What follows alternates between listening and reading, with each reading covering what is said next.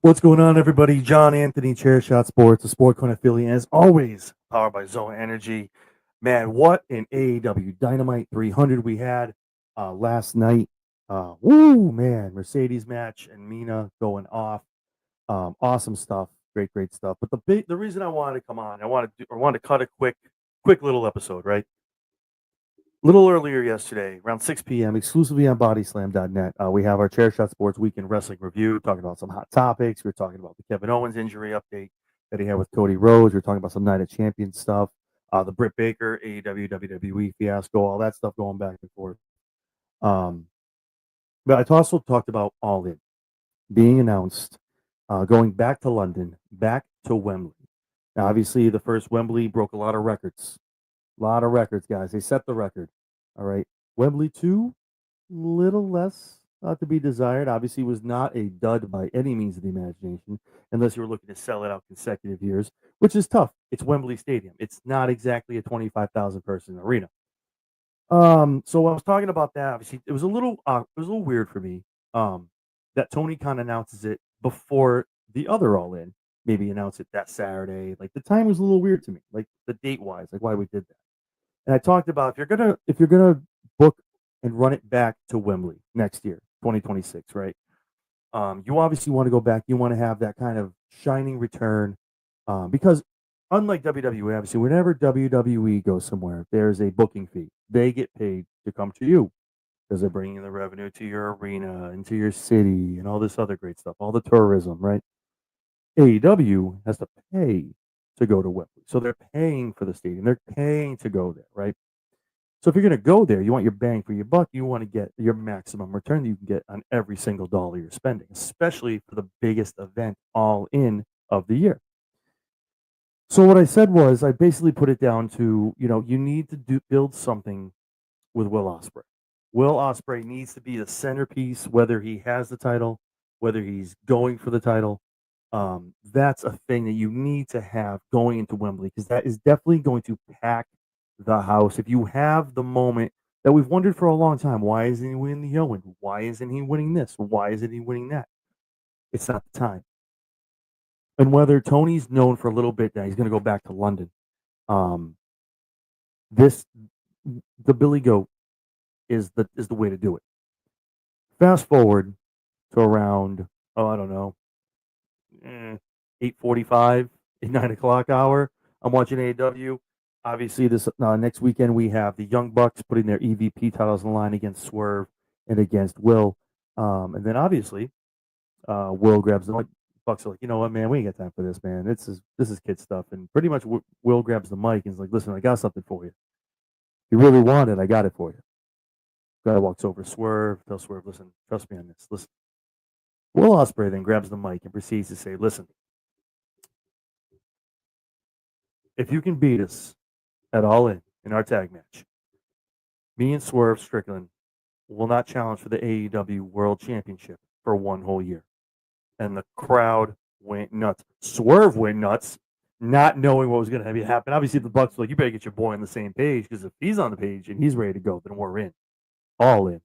Obviously, Swerve probably a little reluctantly agrees. Obviously, shakes the hand of Will Ospreay. And the match is set. So the EVP titles on the Young Bucks side against the eligibility to challenge for the AEW World Championship for one calendar year. Now, the one thing I haven't looked up is when All In is booked in 2026. But I guarantee you, if we go and look, or when it is announced, it will be probably 2 or 3 days after the date of tonight's episode, or a week after. And that's why they're doing it the way they're doing it.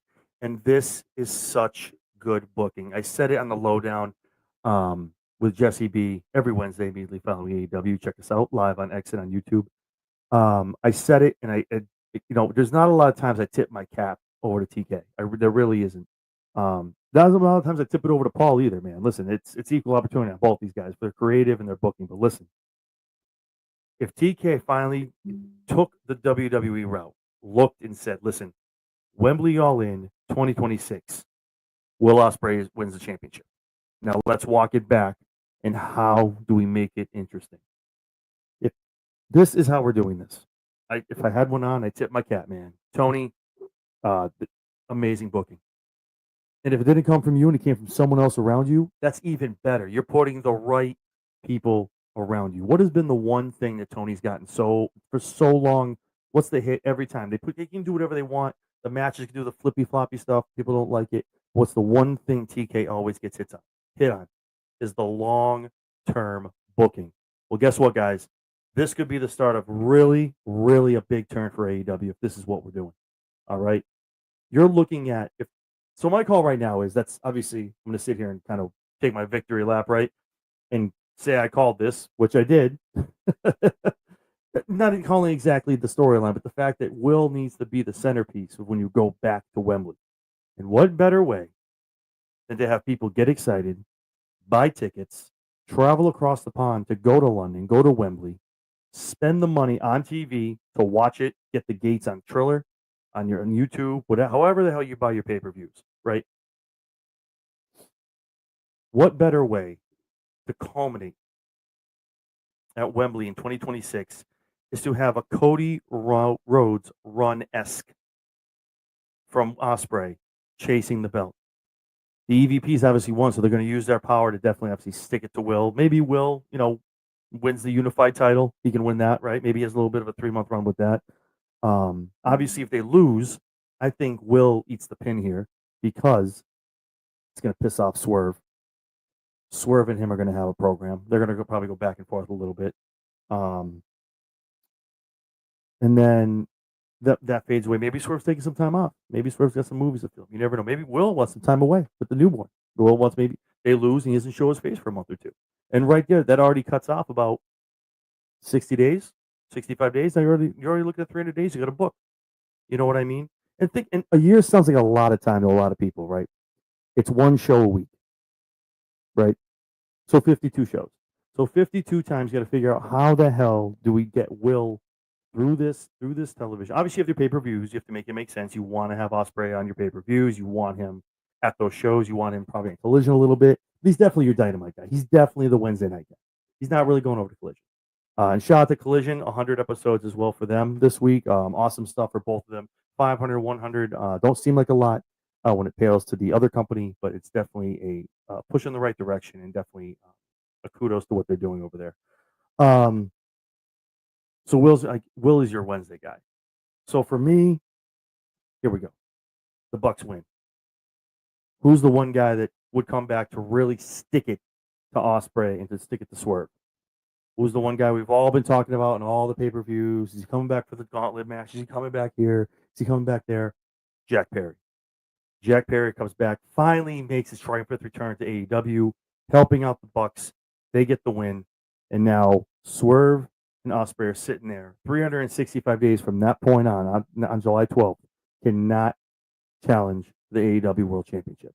And here we go. They have a program together. Each one probably takes a little time off. One's probably gone longer than the other. Like I said, Will has a baby at home. Probably Swerve wants a little time off, right? Take some time, enjoy yourself. Does a great big music career. Maybe wants to be in some movies.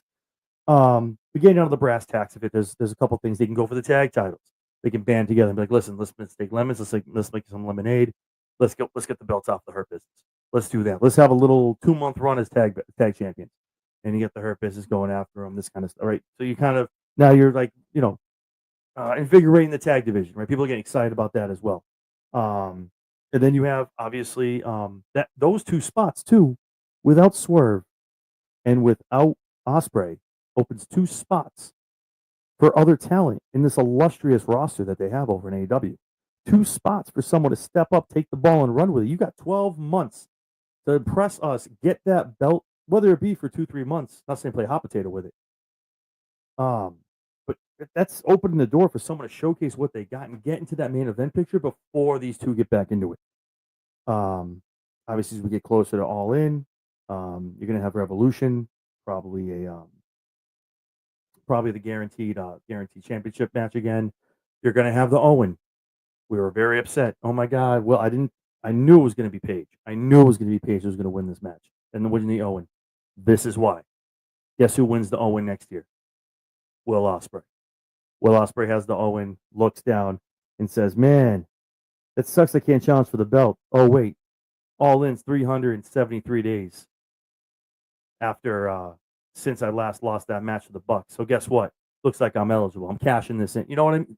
That kind of thing. Now we start getting the come up and the chase, and obviously the EVPs are going to stack the deck for 2-3 months leading in to All In. Great stuff, man. And this is what I'm saying, man. If Tony is finally looking at that and working back, man, I'm impressed. And I think it's going to be an awesome, awesome, awesome run. Very Cody Rhodes-esque. And I'm not comparing the two by any means. That's apples and oranges, man. The bloodline shit, all that stuff, like kind of the same thing, but not, because now it's like the corporation kind of thing. Jack Perry comes back. They kind of go through the henchman. Who knows who's coming down the pike? Who knows where Ricochet is in another 6 months? On that platform, if he's in the main event, title picture, stuff like that. But I say all that to say, I was right. But in the way of, I knew it had to be something around Will Ospreay. It had to be, because you're not going to go back to Wembley and have a third dud, a second dud, quote unquote. After selling it out, you came up a little short for number 2. You don't want to go back and be under the second time. You want to beat the second and get close to the first, because the first, I don't know if that's attainable. I don't know. It was such a big deal, such a great thing. But with Will Ospreay in the middle of that ring, cashing in the Owen against whoever is going to be champion, that is going to put butts in the seats. It's going to get people to buy it on TV, and people to fly over, buy their tickets, do whatever they need to do to make sure they're there when Will Ospreay finally captures his first AEW World Championship after not being able to do it for a whole year. Yeah, I just wanted to come on and talk about that, because it's just it was a good call, and I was very, very glad to see it happen tonight. Just the long-term booking and all that other stuff. Just excited to see that for AEW. Excited to see that for Tony Khan. So with that being said, guys, obviously, like I said, we have a big, big week coming up next week. We have All In. We got Saturday main event. We got Great American Bash. We got Evolution. We got it all, baby. We also have Dynamite 501. We got Raw. We got SmackDown, the 2 go-home shows. Shout out to anybody that's going to Raw this upcoming Monday in Providence, Rhode Island. Mr. Chairshot, Johnny Anthony's going to be in the house. So definitely shoot me a comment, shoot me a DM on X. That leads into what the next thing I was going to say. Follow us on X, on YouTube, and on Instagram, all at Chairshot Sports. Almost 20,000 on X. We're looking to go to 500 subscribers on YouTube. We're at 436. So definitely join the movement. Get us to the 500. We'd really appreciate that. We want to do that before SummerSlam. And obviously on IG, check us out for all our videos. And also on TikTok as well. So also at Chairshot Sports. Join the 23,000 over on TikTok as well. So, but enough shilling for me. The one thing I can ask from everybody, if you like the video, like we were talking about, just like the vibe in general, do me a favor, like, comment, subscribe. But if anything, please hit that thumbs up button. Leave a comment. It lets YouTube know, hey, awesome content, great stuff. Put in the algorithm. It also helps out Jesse B on the lowdown, Mike and Spedrock over on the running on Thursday nights, and also Vinny over at Suds and Squared Circle. So with that being said, guys, I'm John Anthony. Thank you so much for watching. We'll see you guys next week.